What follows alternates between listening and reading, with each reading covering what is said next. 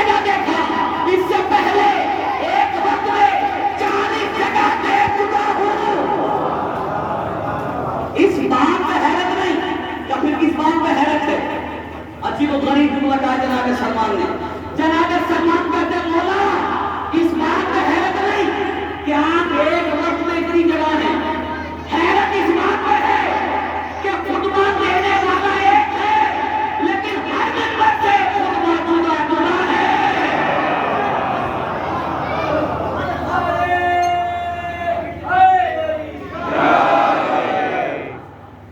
ہر منبر سے خطبہ الگ الگ ہے، جدا جدا ہے۔ جناب سلمان مسجد میں پہنچے، ایک ستون کے پیچھے، مسجد کے ستون کے پیچھے جناب سلمان کھڑے ہو گئے اور دل میں کتنا، دیکھیے جناب سلمان کتنے صاحب ایمان، ایمان کی کسی درجے پر پائے۔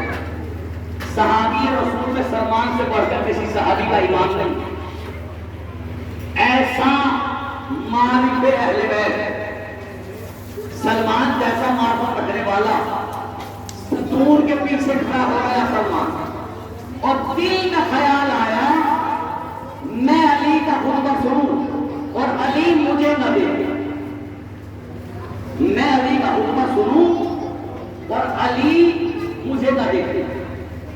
جناب سلمان ستون کے پیچھے کھڑے ہو گئے، ادھر منبر سے خطیب لہجے بلاغہ کی زبان سے حکمت کے پھول جھڑ رہے تھے اور میرے مولا خطبہ ارشاد فرما رہے تھے، اور جناب سلمان حیرت میں تھے، سلمان حیرت میں تھے، فیصلہ نہیں کر پا رہے تھے کہ میدان جنگ میں علی کی تلوار زیادہ تیز چلتی ہے یا منبر پہ آگے زبان زیادہ تیز چلتی ہے۔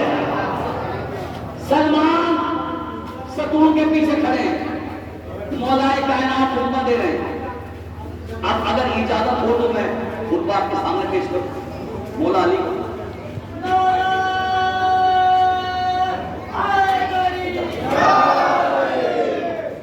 دیکھیے میں تو پہلی مرتبہ آیا ہوں اور عام طور سے جو بھی خطیب نہیں جاتا ہے تو وہ کہتا ہے کہ میں کچھ وقت مجھے مزاج سنبھالنے کے لیے چاہیے۔ میرا تو یہ خیال ہے میرا یہ، اور اس پر یقین ہے مجھے کہ پوری دنیا میں کہیں بھی چلے جائیں آپ، جتنے بھی فرش اعضاء پہ آ کے بیٹھتے ہیں سب کا مزاج ایک جیسا ہوتا ہے۔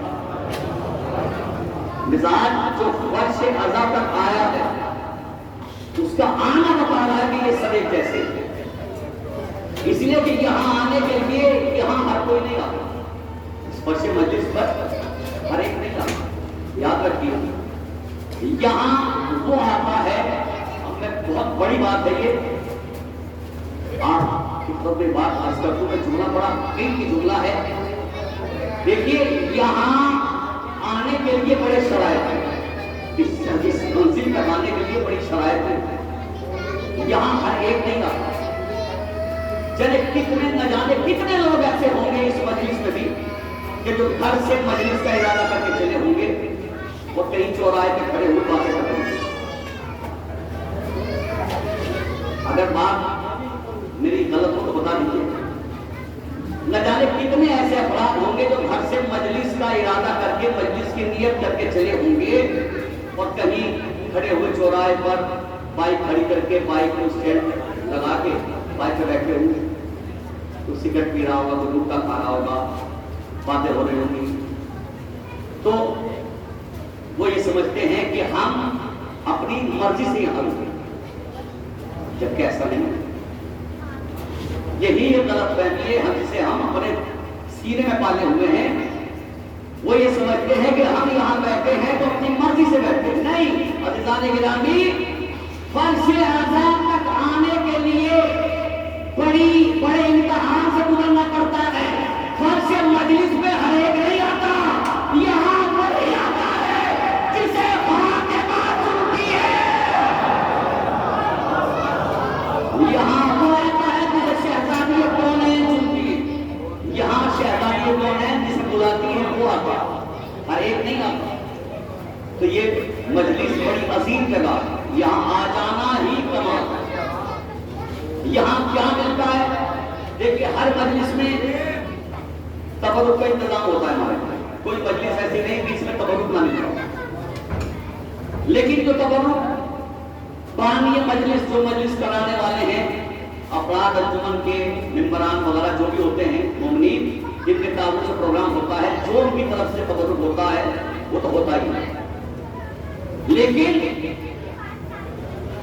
ہم تو مولا کے عزادار بھگوان، لیکن اصل بانی مجلس کو،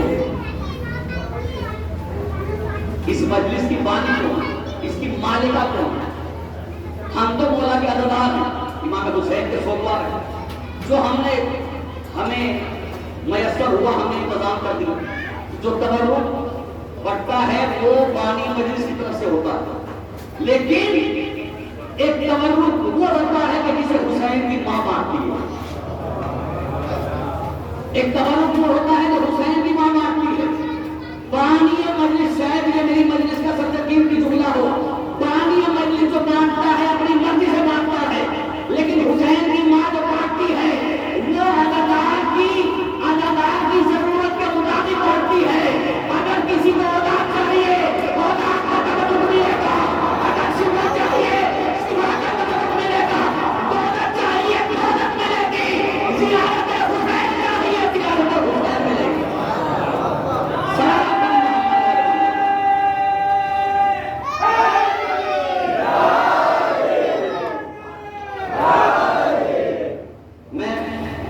دو تین فکر میں اپنے مولا کے بہت ہی مادہ کے ساتھ وقت زیادہ ہوا ہے، لیکن اگر اجازت ہو تو، لیکن بڑے قیمتی جملے ہیں، اگر آپ متوجہ ہوئے تو میں وہ پیش کر دوں گا۔ یہ سمجھیے آپ کہ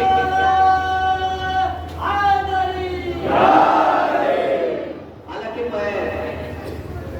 مجھے پتا چلا کہ حضرت مولا ابو فضل عباس کی عرب زیارت نہیں ہوگی، لیکن اب میں چاہتا ہوں کہ مولا علی کے تحفے کے چند جملے پڑھتا ہوں تاکہ ہم سب کے لیے جو ہے وہ توسعہ آفرت ہو جائے، اور یہ بہترین چیز ہوگی جو میں آپ کی خدمت میں پیش کرتا ہوں۔ مولا علی کا خطبہ سرکار حضرت امیر المومنین علی بن ابی طالب علیہ السلام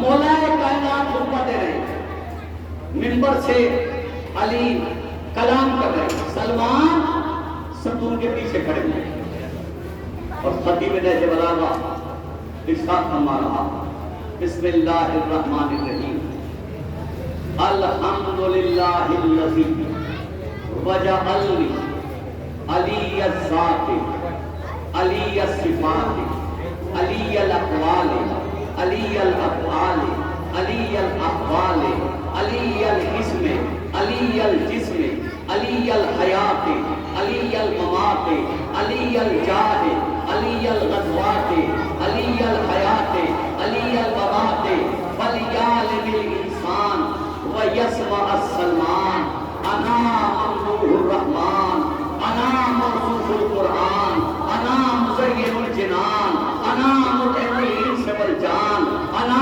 صراط مستقیم انا النبع العظیم انا معدن الاسرار انا النبع العظیم وزبرتنی السحاب بقواصفها والریاح بنواصفها والماء في نشیدها والشجر في عقیدها والطیر في سفیرها والوحش في زفیرها۔ بہت بڑا خطبہ ہے میرے مولا کا، لیکن جتنے جملوں کی وضاحت ہو جائے گی مختصر سے وقت کے اندر، مولا کائنات ارشاد فرما رہے ہیں کہ الحمدللہ الذی وجعلنی علی الذات علی الصفات، مولا فرمایا حمد ہے اس اللہ کی کہ جس نے مجھے ذات میں علی بنایا۔ دیکھیے ایسے نہیں سناؤں گا، اس لیے کہ میں ہیرے جلا کے آلو ڈالنے کا عادی نہیں ہوں، اگر ہیرا چاہیے تو پھر آپ کو بیدار ہونا پڑے گا۔ بہت توجہ چاہتا ہوں، انشاءاللہ بہت محفوظ ہوں گے۔ مولا فرما رہے ہیں حمد ہے اس اللہ کی کہ جس نے مجھے ذات میں علی بنایا۔ قسم خدا کی ہماری جانیں قربان ہو جائے مولا کے نالائق پر، میرے مولا کے مقابلے پر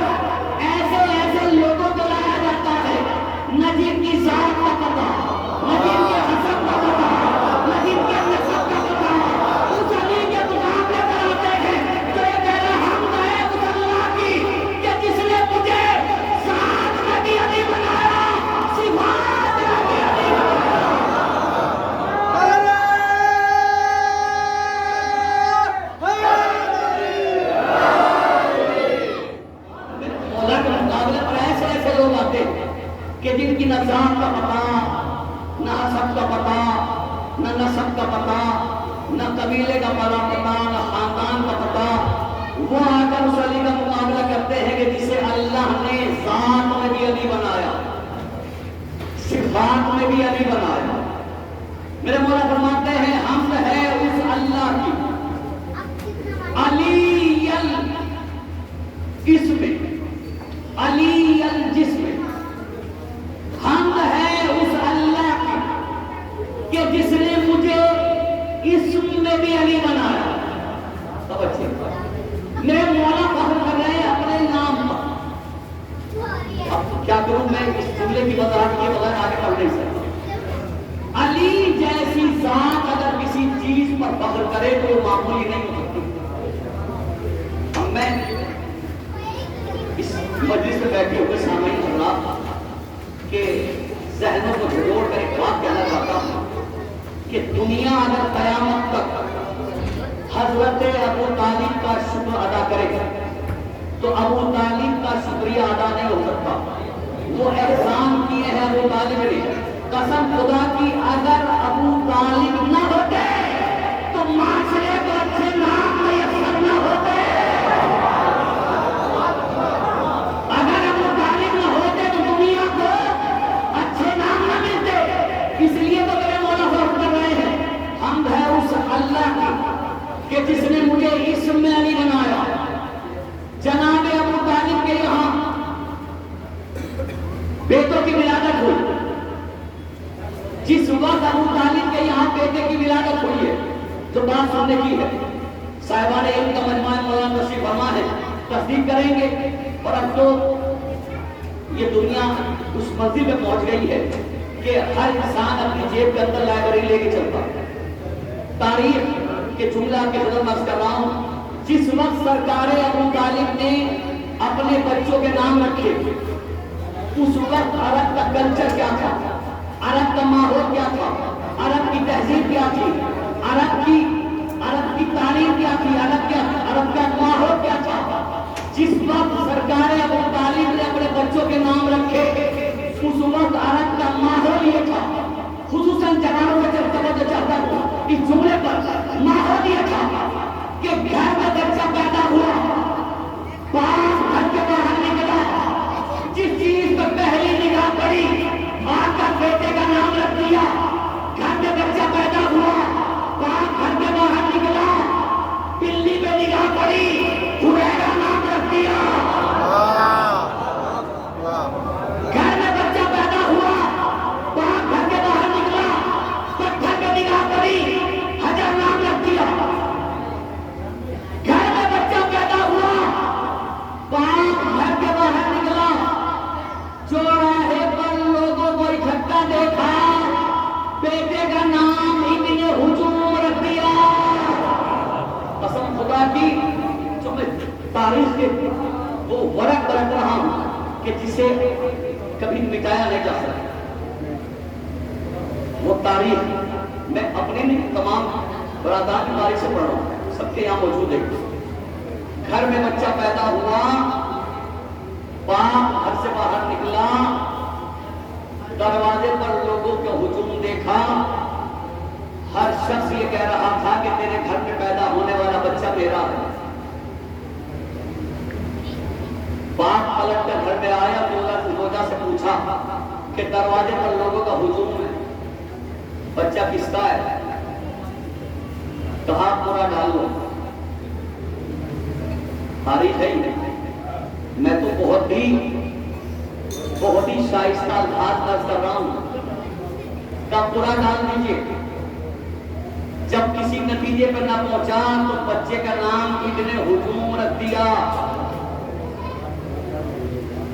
یہ بات میں اس لیے عرض کر رہا ہوں تاکہ آپ کو سرکار ابو طالب کی عظمت سمجھ میں آئے کہ ابو طالب کس ہستی کو کہتے ہیں۔ قسم خدا کی ایسے ماحول میں، پوری توجہ دیکھیے میری محنت ضائع نہ ہو، ایسے ماحول میں سرکار ابو طالب کے یہاں پہلا بیٹا پیدا ہوا اور سرکار عمران نے اپنے پہلے بیٹے کا نام رکھا طالب۔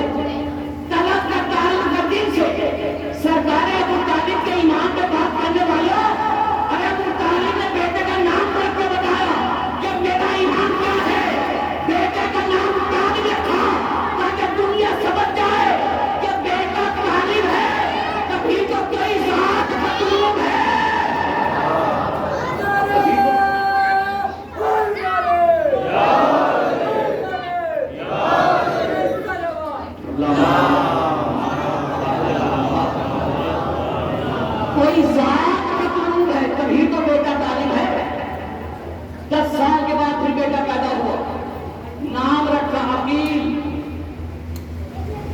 پہلے کا نام طالب، طلب کا تعلق دل سے ہے۔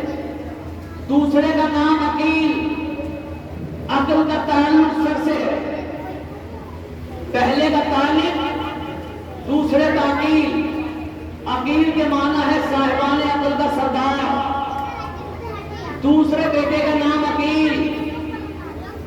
ایک جملہ کہہ دوں آہستہ سے، سرکار ابو طالب آہستہ آہستہ بلندی کی طرف جا رہے ہیں۔ پہلے کا نام طالب، دوسرے کا عقیل۔ 10 سال کے بعد پھر بیٹا پیدا ہوا۔ سرکار ابو طالب نے نگاہ دوڑائی، روح زمین پر کوئی نام نہ ملا جو اپنے بیٹے کا رکھ سکے۔ سرکار ابو طالب نے نگاہ کو اٹھایا اور بیٹے کا نام رکھا جعفر۔ بیٹے کا نام رکھا جعفر۔ میں پہلی مرتبہ آپ کے دیار محبت میں آیا، پریم نگر۔ میں یہاں سے جاؤں اور جانے کے بعد اپنی زمین پر ایک کالونی بساؤں اور اس کا نام میں پریم نگر رکھوں۔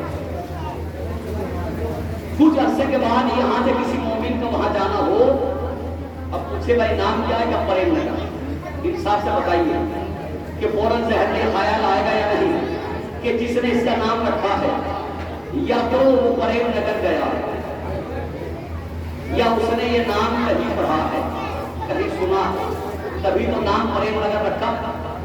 سرکار ابو طالب نے پہلے بیٹے کا نام رکھا طالب، دوسرے کا رکھا عقیل، تیسرے کا نام رکھا جعفر۔ جب ہم نے لغت میں جعفر کے معنی تلاش کیے، بہت توجہ چاہتا ہوں، میں سمجھتا ہوں میرے پاس اس سے بڑا کوئی فکرہ نہیں ہے۔ جناب ابو طالب نے تیسرے بیٹے کا نام رکھا جعفر۔ جب ہم نے لغت میں جعفر کے معنی تلاش کیے تو معلوم ہوا جعفر کہتے ہیں جنت میں بہنے والی نہر کو۔ بہت توجہ چاہتا ہوں، جنت میں بہنے والی نہر کو سرکار ابو طالب نے نام رکھا جعفر۔ اس سے پہلے کسی کا نام جعفر نہ تھا، اس سے پہلے کسی کا نام جعفر نہ تھا، کسی لغت میں یہ نام آیا نہیں تھا۔ سرکار ابو طالب نے اپنے بیٹے کا نام رکھا جعفر۔ پہلی مرتبہ یہ نام دنیا میں آیا۔ اب مجھے انصاف سے بتائیے کہ یہ نام آیا کہاں سے؟ اس کا مطلب یہ ہے کہ ابو طالب کا جنت میں آنا جانا تھا، ابو طالب کا جنت میں آنا جانا تھا۔ یہ ابو طالب کی نگاہیں اتنی تیز تھی کہ مکے میں کھڑے ہو کر لوہے محفوظ کا مظاہرہ کر رہے تھے۔ اور اگر دونوں بات نہیں مانتے تو پھر تیسری بات مان لیجیے کہ جو نام ابو طالب نے اپنے بیٹے کا رکھا وہی نام اللہ نے جنت میں بہنے والی نہر کا رکھ دیا۔ تو تیسرے بیٹے کا نام ہے جعفر۔ 10 سال کے بعد پھر بیٹا پیدا ہوا۔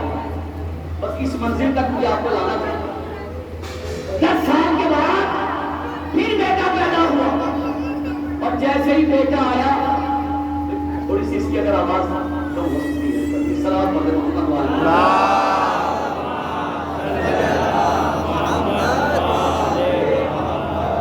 10 سال کے بعد پھر بیٹا پیدا ہوا اور جیسے ہی بیٹا دنیا میں آیا، مشکل کشا کے بعد مشکل میں گرفتار ہو گیا۔ مشکل یہ تھی ابو طالب کے لیے کہ 3 بیٹوں کے نام اتنے عظیم، طالب، عقیل، جعفر۔ طالب، عقیل، جعفر۔ اب چوتھا بیٹا آیا ہے، نام رکھے تو کیا رکھے؟ مشکل کشا کا باپ ہے، مشکل میں گرفتار۔ مشکل میں اس لیے گرفتار ہے کہ 3 بیٹے اور ہیں، چوتھا بیٹا اور ہے۔ توجہ، 3 بیٹے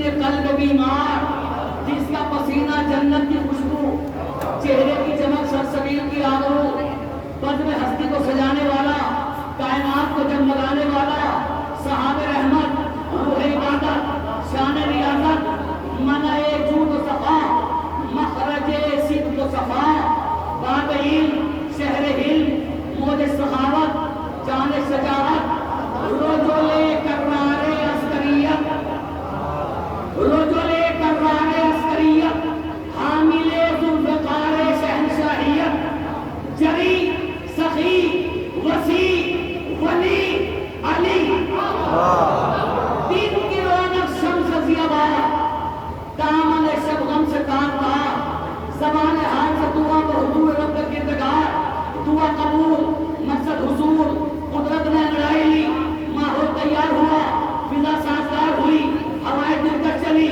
فاطمہ بنت اسد گھر سے چلی، خانہ کعبہ کے قریب آئی، فاطمہ بنت اسد گھر سے چلی، خانہ کعبہ کے قریب آئی، خانہ کعبہ سے آواز آئی، اس شکن کی ماں ہو، خیبر کشا کی والدہ ہو، تمہیں اختیار ہے، چاہے دیوار سے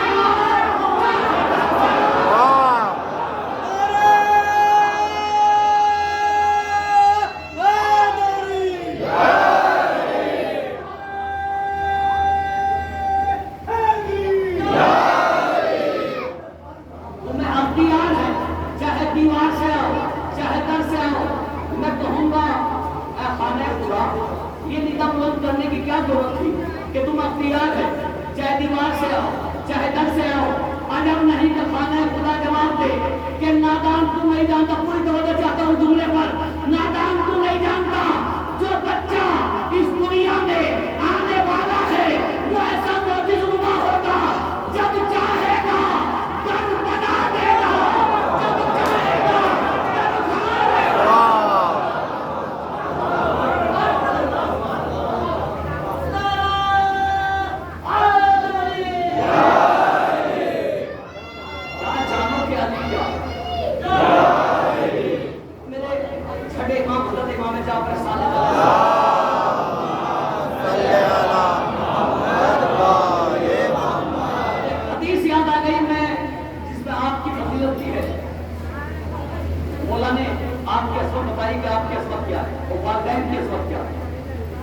بہت قیمتی حدیث ہے، اسے آپ نے دامن باندھ لیجیے گا کہ مولا کی نگاہ میں آپ کا مرتبہ کیا ہے۔ چھٹے امام فرماتے ہیں، مولا فرماتے ہیں کہ میرے ماں باپ قربان ہو جائیں ان والدین پر، کہنے والا کون ہے؟ صادق علیہ السلام۔ مولا کہتے ہیں میرے والدین قربان ہو جائیں ان والدین پر کہ جو معاشرے کو محب علی بیٹا دے کر جائے۔ سب خدا کی فرش مجلس پر بیٹھے ہوا کون سا ایسا ہے، کون سا ایسا فرش مجلس بیٹھنے والا بتا ہے کہ جو محب علی نہیں؟ تو یہ حق بنتا ہے کہ والدین کے لیے جن کے والدین جا چکے ان کے مثال ثواب کے لیے، اور جو جن کے والدین حیات ان کے پورے عمر کے لیے ایک بار بلند صلوات پڑھیں۔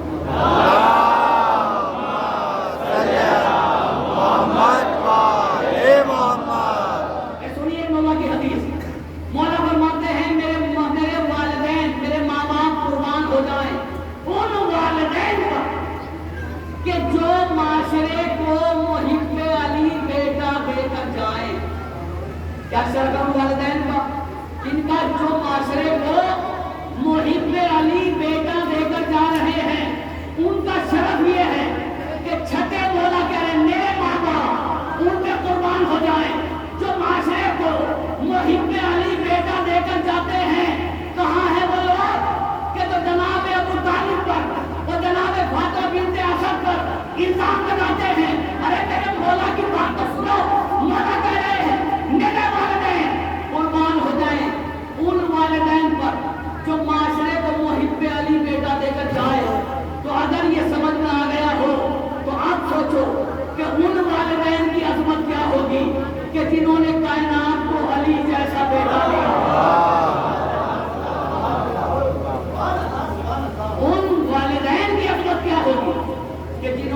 میرے کو علی کیسا بیٹا دیا؟ ابو طالب کی عظمت کوئی سمجھ سکتا؟ اس فاطمہ بنت اسد کا مرتبہ کوئی سمجھ سکتا؟ کیسا بیٹا کائنات میں کسی کو ایسا بیٹا نہیں ملا. تو وقت بہت تیزی کے ساتھ گزر رہا ہے.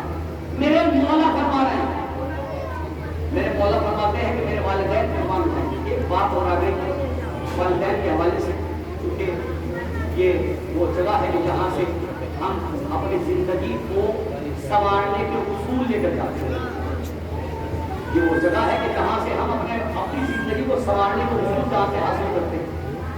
اور یہ مجلس مسجد میں بھی ہو رہی ہے. مسجد بھی ہے، باقاعدہ شہری بھی ہے اور مسجد بھی ہے. اور ہماری مجلس سے دنیا کیا سمجھے کہ ہماری مجلس کیسی مجلس ہے. یہ وہ جگہ ہے، فرش مجلس کی وہ جگہ ہے. کسی عالم کا یہ ٹکڑا ہے، فرماتے ہیں کہ ہماری مجلسوں کو معمولی نہ سمجھو. ہماری مجلسیں وہ ہیں کہ جہاں سر بنائے جاتے ہیں، اور مسجد وہ ہے کہ جہاں سر جھکائے جاتے ہیں. تو مسجد میں جھکنے والا سر نہیں بنایا جاتا، اس لیے کہ مسجد میں تو کوئی بھی آئے اور سر جھکا لے، لیکن اس کا سر جھکانا اس وقت تک بے معنی ہے جب تک کہ اسے یہ نہ پتا ہو کہ جو سر جھکانے آیا ہے وہ جھکا کس کے سامنے رہا ہے. جب تک کہ خدا کی معرفت ہو، خدا کی معرفت یہاں بتائی جاتی ہے تو ٹھیک یہاں سمجھائی جاتی ہے. یہاں بتایا جاتا ہے کہ اللہ کا مرتبہ ہے. میرے مولا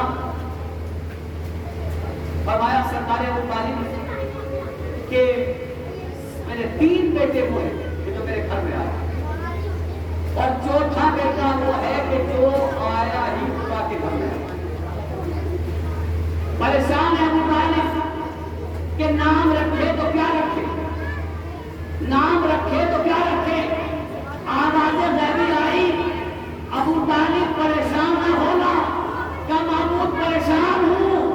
3 بیٹوں کے نام رکھے، اتنے اعلیٰ نام رکھے، اب چوتھے کا کیا نام رکھوں. کیا تمہیں پریشان ہونے کی ضرورت نہیں. جو 3 بیٹے تمہارے گھر میں آئے ان کے نام تم نے رکھے، جو تیرے گھر میں آیا اس کا نام میں رکھوں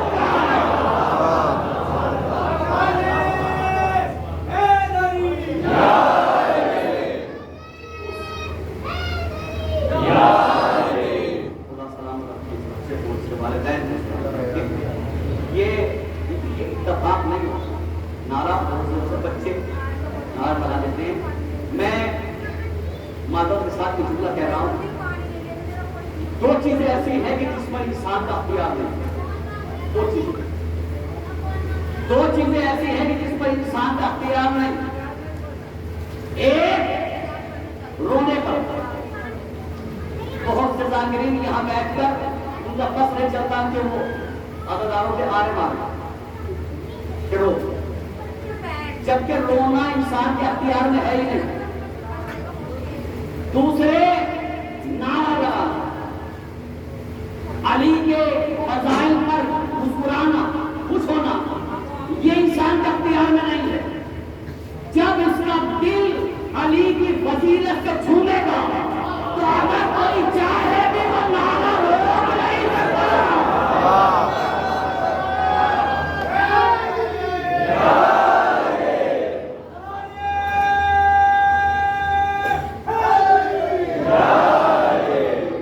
اور ایسے ہی جب مصیبت بیان ہوتی ہے تو لاکھ چاہے کہ آنسو رک جائے، آنسو نہیں رک سکتا. اگر مصیبت بیان ہو آنکھ سے آنسو چھلکتا ہے، وہ روک نہیں سکتا. رونا انسان کا اختیار میں نہیں، اور علی کے نام پر کچھ ہونا یہ اختیار میں نہیں.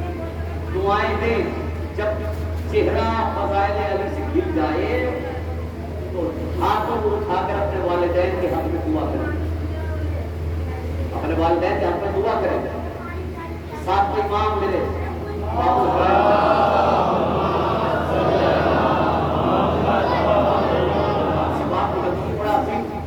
بات یاد آ گئی. یہ بھی اگر یہ میں نے بیان رکھی تو زبان کڑوی ہو جائے گی. میرے مولا صاحب کو نام بیٹھے ہوئے چاہنے والا حاضر ہوا. آنے کے بعد مولا سے کیا بولا، عجیب و غریب اس نے تاجر ہوں، تجارت کرتا ہوں، پیسہ کمایا ہے، میں نے اپنا ایک وقار بنایا، میرا آج معاشرے میں اچھا نام ہے، جبکہ میرے والد نے مجھے کچھ نہیں دیا، والد نے مجھے میراث میں کچھ نہیں، والد سے مجھے میراث میں کچھ نہیں ملا، میرے والد غریب، میرے دادا غریب، یہ جو کچھ بھی ہے یہ میری محنت ہے، یہ سب کچھ میں نے حاصل کیا ہے، میرے باپ نے مجھے کچھ نہیں دیا، کچھ نہیں چھوڑا، اتنا کمایا نہیں کہ جو مجھے دے سکے، یہ سب کچھ میرا اپنا ہے، باپ سے مجھے کچھ نہیں ملا۔ جیسے ہی یہ کہا ساتواں امام کہ جس کا لقب ہی غصے کو پی جانے والا ہے، میرے مولا کے چہرے پر غصے کے اثر ظاہر ہوئے اور میرے مولا نے فرمایا اور تجھے اپنے باپ سے کیا چاہیے؟ تیرے باپ نے تجھے اپنا نام دیا ہے۔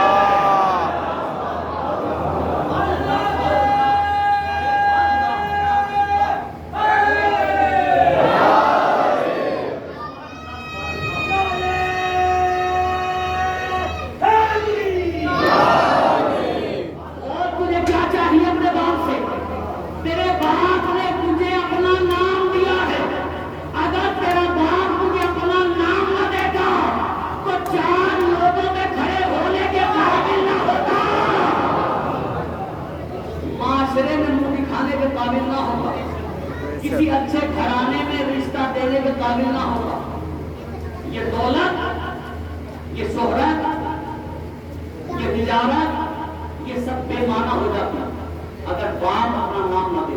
وہ کیا چاہیے باپ سے؟ اس نے اپنا نام لیا، کیا اس بات پر تجھے اپنے والدین کا شکریہ نہیں ادا کرنا چاہیے کہ غربت کے باوجود تیرے والدین نے اپنے ایمان کا سودا نہیں کیا، غربت میں دن گزارے، فاقے میں دن گزارے، لیکن امانت میں خیانت نہیں کی۔ وہ کیا چاہیے اپنے باپ سے؟ تو اچھا باپ ہونا یہ بہت بڑی بات ہے، اچھے باپ کا ہونا۔ میرے مولا فخر کر رہے ہیں، باپ بہت غلامی ہے، کیا کروں؟ وقت کسی کا کسی کے لیے رکتا نہیں، اور نہ اتنی معرفت میرے اندر کہ میں وقت کو روک سکوں۔ اس لیے کہ گزر گئے وہ لوگ کہ جنہوں نے کہا یا علی آپ کا چاہنے والا آپ کے فضائل پڑھنا چاہتا ہے، میں چاہتا ہوں کہ آج سورج اپنے مقام پر اٹھا رہے۔ کتاب کا نام تمسک ثاقبہ، ایک میرے مولا کا چاہنے والا تھا، اسے ابو علی کے دشمنوں نے ایک محفل میں بلایا اور یہ پلانی بنائی کہ ہم سب اتنی دیر تک پڑھیں گے کہ جب علی والے کا نمبر آئے تو آپ مغرب کی اذان ہونے لگے، اور جب اذان شروع ہو جائے، نماز کا وقت آ جائے تو محفل ختم ہو جائے۔ اسی پلانی کے تحت سب نے کلام پیش کیا، جیسے ہی علی والے کو بلایا فوراً نماز کا وقت قریب آ گیا، جیسے اس نے پڑھنے چاہا لوگوں نے کہا کہ دیکھو اذان ہونے والی ہے مت پڑھو، پر جیسے ہی یہ کہا انہوں نے کہا مولا آپ کے فضائل پڑھ رہا ہوں، اپنا قصیدہ نہیں، مولا اگر آج نہ پڑھا تو میں رسوا ہو جاؤں گا، اور اگر میں رسوا ہو گیا مولا یہ آپ برداشت نہیں کر سکتے۔ تاریخ کہتی ہے تو ساتواں سے پڑھ رہا ہوں، ہر گھر کے اندر یہ کتاب موجود ہے، تاریخ کہتی ہے جیسے ہی علی والے نے پڑھنا شروع کیا، ایک قصیدہ پڑھا، دو قصیدے پڑھے، تین قصیدے پڑھے، لوگ سر اٹھا اٹھا کر دیکھ رہے ہیں سورج ہے کہ رکا ہوا ہے۔ اب سوچو کہ جب علی والے کی شان یہ ہے تو خود علی کی شان کیا ہوگی؟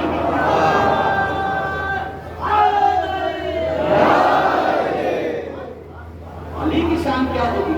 میرے مولا کہہ رہے ہیں مجھے الحمدللہ الذی وجعلنی علی الصفات علی الصفات علی الاقوال علی الافعال علی الافعال علی الاسم علی الجسم، حمد ہے اس اللہ کی جس نے مجھے اسم علی بنایا، اور حمد ہے اس اللہ کی جس نے مجھے جسم علی بنایا۔ تو سب خدا کی، میرے مولا کی کیا فضیلت ہے۔ مولا کہہ رہے ہیں حمد ہے اس اللہ کی جس نے مجھے اسم علی بنایا۔ پوری دنیا کے اندر یہ ہے سرکار ابو طالب کی فضیلت کہ کیا برکت عطا کی تھی اللہ نے ابو طالب کی زبان میں، کہ ایک کا نام محمد اپنی زبان پہ جاری کیا، ایک کا نام علی اپنی زبان پہ جاری کیا، ایک کا نام محمد رکھا، ایک کا نام علی رکھا۔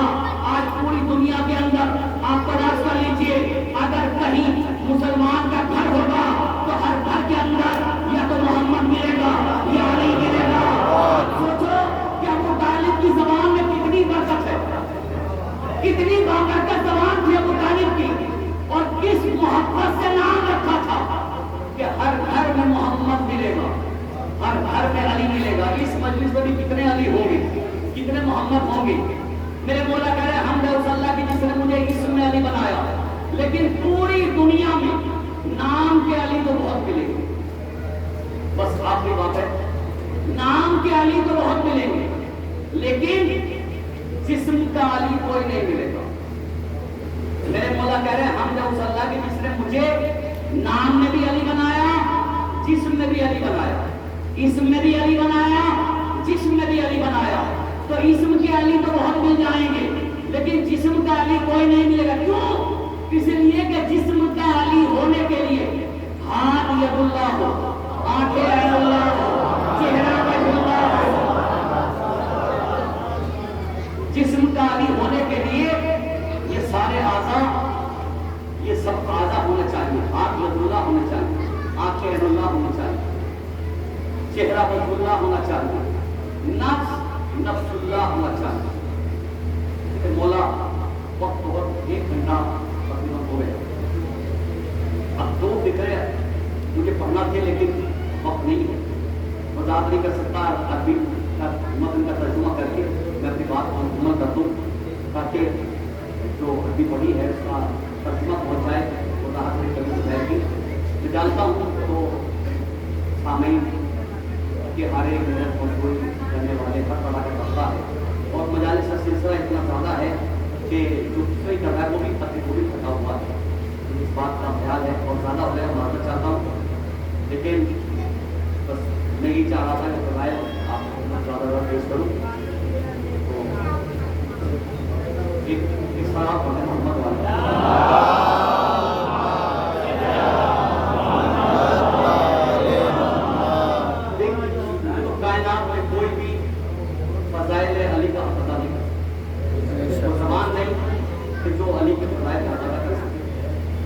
تمام ذاتی تمام امید کوشش کرتے ہیں.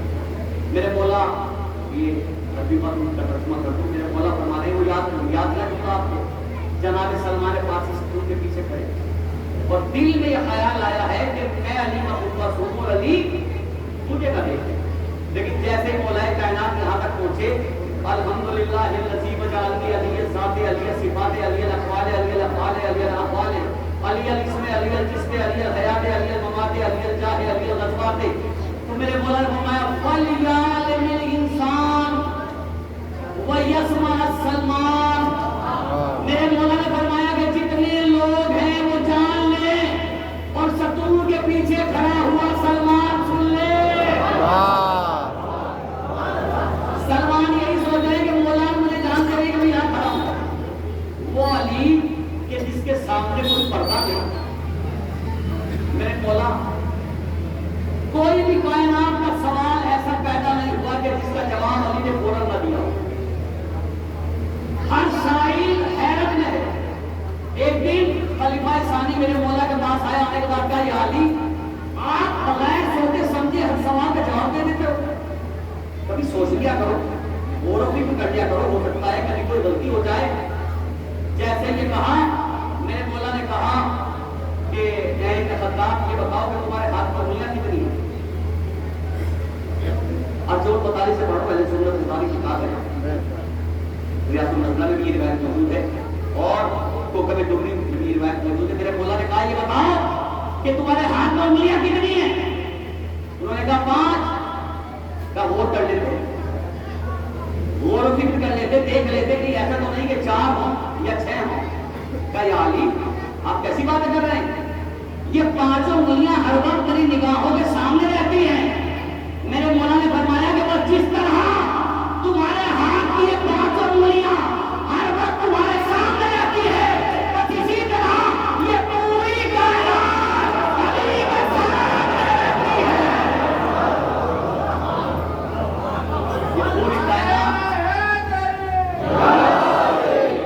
یہ پوری کائنات علی کے سامنے رہتی ہے. پوری کائنات سوچنے سمجھنے کی ضرورت نہیں.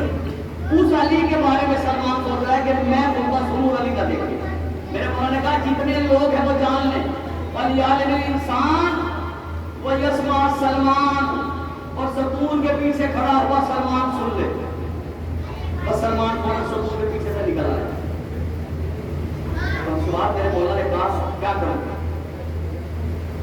تو خطبہ اصل خطبہ یہاں سے شروع ہوگا. وہ جملے پڑھ دیتا ہوں پر اسی سے آپ کو اندازہ ہو جائے کہ مولا نے کیا خطبہ ارشاد فرمایا. خطبہ سلسل. مولا فرماتے ہیں فَلْيَعْلَمِ الْإِنسَانُ وَيَسْمَعَ سلمان، ستون کے پیچھے کھڑا ہوا سلمان سن لے. کیا سن لے؟ انا میں، انا ممدوح الرحمن، میں علی وہ ہوں کہ جس کی مدح رحمان کرتا ہے. انا ممدوح الرحمن، میں علی وہ ہوں کہ جس کی مدح رحمان کرتا ہے. آپ نے اس کی باریکی پہ غور نہیں کیا. میرے مولا کا کلام، امام کا کلام ہمت سے خالی نہیں ہوتا. مولا کہہ رہے ہیں انا ممدوح الرحمن، میں وہ علی ہوں کہ جس کی مدح رحمان کرتا ہے. کائنات کا ذرہ ذرہ وہ ہے جو اللہ کی مدح کرتا ہے، اور اللہ قرآن میں علی کی مدح کرتا ہے.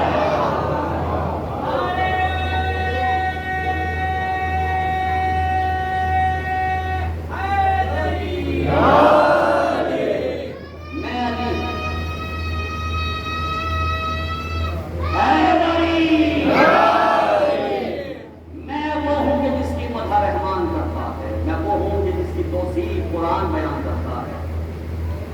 میں وہ ہوں کہ جس نے جنت کو اپنے ہاتھوں سے سجایا. انا مزین الجنان، میں وہ ہوں جس نے جنت کو اپنے ہاتھوں سے سجایا. انا مدعو الانس والجان، میں علی وہ ہوں کہ جنوں اور انسانوں تک عمدہ سے پہنچاتا ہے. انا صراط مستقیم، اور میں ہی اللہ تک جانے والا سیدھا راستہ. انا معدن الاسرار، اور میں ہی اللہ کا چھپا ہوا خزانہ ہوں. کبھی انشاءاللہ حیات موقع دیا تو ان جملوں کی وضاحت کروں گا. میں جملوں کی وضاحت میرے مولا باپ کے فضائل، ایسے ایسے فضائل میرے مولا کے، یہ فضائل ذاتی آپ کے بھی فضائل آپ کے بھی بن مسائل اس کے لیے پڑھے جاتے ہیں کہ جو جنت البقیع، مسائل اس بیوی کے لیے ہوتے ہیں کہ جو صرف مسائل سننے کے لیے آتی ہے اللہ، اور آپ کے آنسو میں رومال میں جمع کرنے کے لیے آتی ہے. اگر دنیا میں روایت کی عظمت کو سمجھ لیا ہوگا تو آج یہ قوم پر اللہ پہ بیٹھ کر ماتم نہ کرتی. اللہ اکبر. جن کے فضائل نکلے ان کے مسائل کیا بگڑا تو مسائل ملتے ہیں. ابھی نہیں کیا پتا تھی امام حسین، اور کیا جرم کیا تھا حسین کے 6 مہینے والے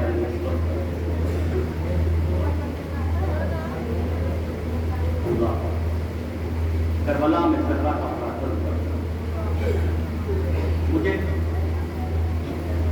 حضرت ابوالفضل عباس علیہ السلام کے حوالے سے چند ذکر کرنا. قیامت کے مسائل کے غازی عالم برآمد ہوگا اور آپ زیارت کریں گے کہ وہ ہستی ہے کہ جسے باب الدعائے جاتا ہے، جہاں دعائیں پوری.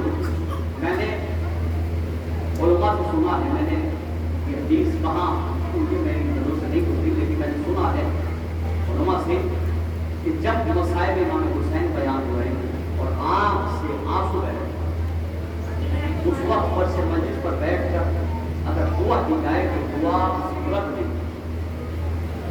آنکھ سے آنسو بنے تو امام حسین کی مصیبت کا وسیلہ بنا کر واسطہ دے کر پروردگار سے دعا طرف لینا. انشاءاللہ دعا آپ کو قبول ہوگی. یہ آج 14 سفر گزر گئی اور اہل حرم شام میں شام کی مصیبتیں برداشت کر رہے ہیں. میں پلٹ کر کربلا آؤں گا تو فکروں کے لیے، لیکن میں وہ مصیبت بیان کرنا چاہتا ہوں کہ جس پر بیویاں کربلا سے لے کر شام تک روتی ہوئی چلی گئی، اور وہ غم عباس کا غم۔ کربلا میں عباس کی اہمیت، عباس کی کیا اہمیت ہے، یہ چھٹے امام نے بتایا کہ مولا عباس کی اہمیت کربلا میں کیا ہے۔ میرے مولا فرماتے ہیں کہ پوری کائنات، پوری دنیا روز عاشورہ حسین کی پناہ میں، اور میرا جب حسین عباس کی پناہ میں۔ اللہ اکبر، خدا آپ کی آواز کو رحمت نازل کرے۔ قیامت گزری امام حسین پر، حسین میرا آقا حسین کہ جو فرماتا ہے عباس تیرے جانے سے حسین کی کمر ٹوٹ گئی، تیرے جانے سے حسین کی کمر ٹوٹ گئی۔ وہ عباس کے جو بیویوں کی پارس تھی، وہ عباس جو سکینہ کی آس تھی۔ تاریخ کہتی ہے کہ امام حسین کی بارگاہ میں صبح عاشور سے لے کر وقت عصر تک جس شہید نے سب سے زیادہ اجازت طلب کی ہے اس کا نام ابو الفضل عباس، لیکن حسین نے عباس کو حق کی اجازت نہیں دی۔ جب پہنچے تو امام حسین نے کہا عباس میں تمہیں کیسے مرنے کی اجازت دوں، تم میرے لشکر کے علم پر بار ہو، اگر تم چلے گئے تو حسین کی کمر ٹوٹ جائے گی۔ جناب عباس ہوتے ہوئے واپس آ جاتے ہیں۔ حسین سے اجازت لینے عباس گئے، امام حسین نے اجازت نہیں دی۔ عباس واپس روتے ہوئے واپس آ رہے ہیں، اچانک خیمے کے قریب سے عباس کا گزر ہوا، وہ خیمہ کہ جس میں تمام پیاسے بچے جمع تھے، اور جناب سکینہ حسین کی بیٹی پیاسے بچوں کو پہلا رہی تھی کہ دیکھو پریشان نہ ہونا، ابھی میرا چچا عباس موجود ہے، میں اپنے چچا سے کہتی ہوں تمہارے لیے پانی کی سبیل کراتی ہوں۔ جیسے ہی جناب عباس اس خیمے کے قریب سے گزرے، جس خیمے سے بچوں کی صدائیں آ رہی تھی، اللہ تاش اللہ تاش اللہ تاش، ہائے پیاس ہائے پیاس ہائے پیاس۔ تاریخ کہتی ہے کہ اچانک اس خیمے کا پردہ اٹھا اور 4 برس کی بچی خیمے سے برآمد ہوئی، اور آنے کے بعد چچا عباس سے لپٹ گئی اور لپٹ کر کہتی ہے اے چچا جان بہت پیاسی ہے آپ کی سکینہ، اے چچا جان بہت پیاسا ہے میرا بیٹا علی اصغر، اے چچا جان بہت پیاسے ہیں بچے۔ ایک مرتبہ جناب عباس کا ہاتھ پکڑا، اور پکڑنے کے بعد جناب سکینہ عباس کو اس خیمے میں لائی کہ جہاں پیاسے بچے اس خیمے کے اندر جمع تھے۔ جناب عباس نے عجیب و غریب منظر دیکھا، جناب عباس نے دیکھا کہ چھوٹے چھوٹے بچے پیاس کی شدت سے زمین کربلا کو اپنے ہاتھوں سے کھودتے ہیں، اور جب نرم زمین نکل آتی ہے تو بچے تڑپ کر اپنا سینہ نرم زمین پر رکھ دیتے ہیں اور کہتے ہیں ہائے پیاس ہائے پیاس۔ عزادارو عباس سے یہ منظر نہ دیکھا گیا، کہتے ہیں میری بچی جاؤ اپنا مشکیزہ اٹھا لاؤ، تمہارا چچا تمہارے لیے پانی لے آئے۔ عزادارو جناب سکینہ دوڑتی ہوئی گئی، سوکھا ہوا مشکیزہ اٹھا کر لائی، جناب عباس علمدار کو مشکیزہ دیا۔ جناب عباس علمدار نے کہا ہے میری بچی، اے میری لاڈلی سکینہ، ذرا اپنے اس مشکیزے کو اپنے پاک و پاکیزہ ہاتھ سے میرے علم میں باندھو۔ جناب عباس نے علم کو جھکایا، جناب سکینہ نے مشکیزے کو علم میں باندھا، نہ جانے کس محبت سے باندھا تھا کہ 1400 سال ہو گئے آج تک علم سے مشکیزہ جھکا نہ ہوا ہے۔ عزادارو علم سے مشکیزے کو باندھا ہے تو اے چچا جان بہت پیاسی ہے سکینہ، کہے میری لاڈلی مت بھگاؤ، اب تمہارا چچا تمہارے لیے پانی لے آئے گا، بس ایک احسان کر دو، ذرا میرے ساتھ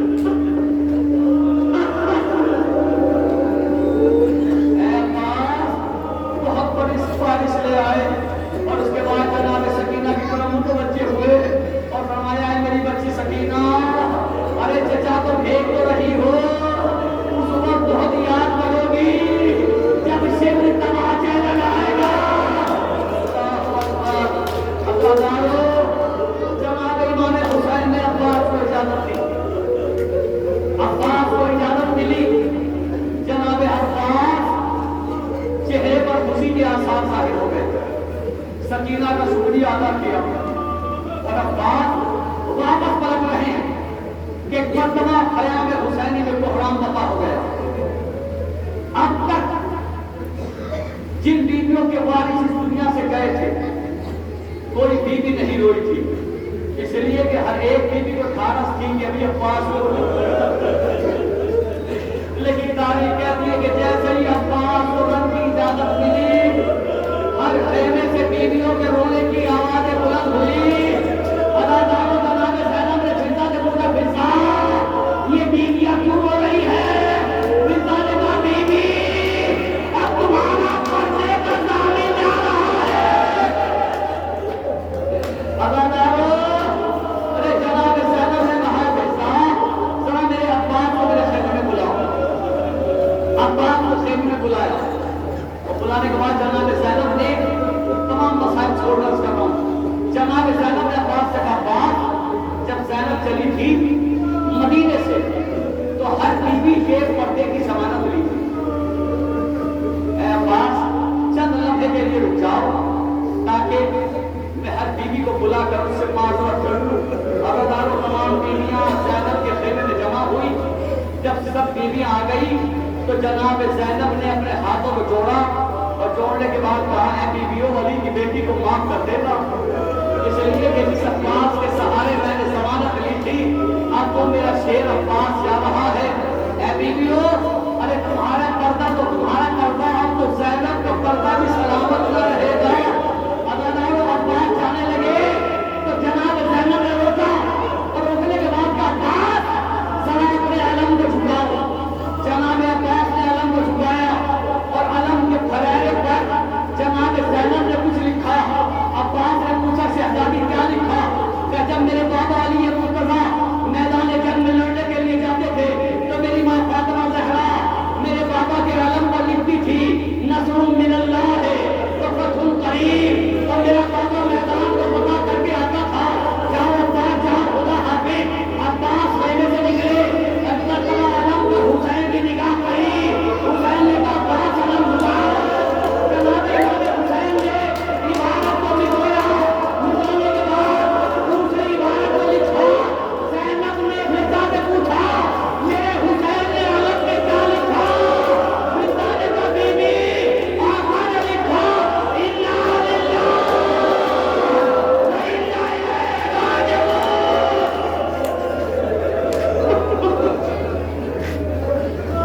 اداکاروں خدا کی آواز پر رحمت نازل کرے۔ عجیب و غریب مصیبت کو بیان کروں گا اس کے بعد علم مرحمت ہو۔ جناب امام حسین نے عباس کو اجازت دی، عباس رخصت ہوئے، لیکن حسین سے رخصت ہونے کے بعد جناب عباس گھوڑے پر سوار ہوئے، مگر تاریخ کہتی ہے لجا میں فرش کو پکڑا اور عباس پیدل روتے ہوئے مقتل کی طرف چلے، حرام کی طرف چلے۔ امام حسین نے کہا عباس اے میرے بھائی گھوڑے پر سوار کیوں نہیں ہوتے؟ تو جناب عباس نے کہا یہ کیسے ہو سکتا ہے کہ غلام گھوڑے پر سوار ہو جائے اور آقا پیدل چلے؟ اداکاروں جب امام حسین نظروں سے اوجھل ہو گئے تو عباس گھوڑے پر بیٹھے، ادھر عباس گھوڑے پر بیٹھے ادھر حسین ہاتھ پر بیٹھے اور علی اکبر کو آواز دی علی اکبر میرے لال چچا کی جنگ دیکھتے رہو اور ہمیں بتاتے رہو۔ علی اکبر بتا رہے ماما چچا تیزی کے ساتھ فراق کی طرف جا رہے ہیں۔ بابا چچا نے فراق کا قبضہ کر لیا، بابا چچا نے مشکیزے کو پانی میں ڈبو دیا، بابا چچا نے مشکیزے میں پانی بھر دیا، بابا اب چچا واپس خیموں کی طرف آ رہے ہیں۔ جیسے ہی حسین نے یہ سنا ایک مرتبہ امام حسین نے کہا مرحبا میرے شیر عباس، مرحبا میرے بھائی عباس۔ اچانک علی اکبر نے کہا بابا علم نے اچانک دائیں سے بائیں پہ کروٹ لی، اور جیسے یہ کہا امام حسین کھڑے ہو گئے اور کہا ہے میرے پروردگار میرے بابا کی خیر۔ اللہ اکبر۔ پھر ابھی اکبر نے کہا بابا علم نے پھر کروٹ لی، حسین نے کہا پروردگار میرے بابو کی خیر۔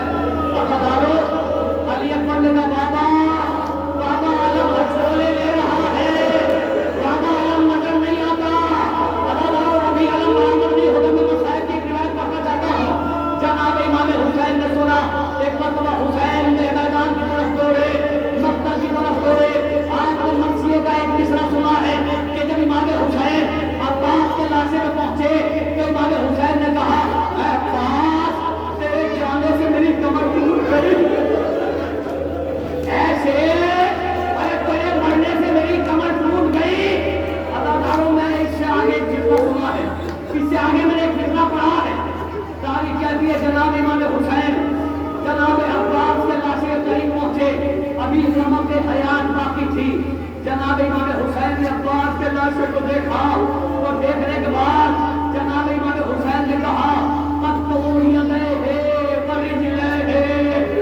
मेरे शेर अब्बास, अरे तेरे बाजू भी कट गए, तेरे पाँव भी कट गए।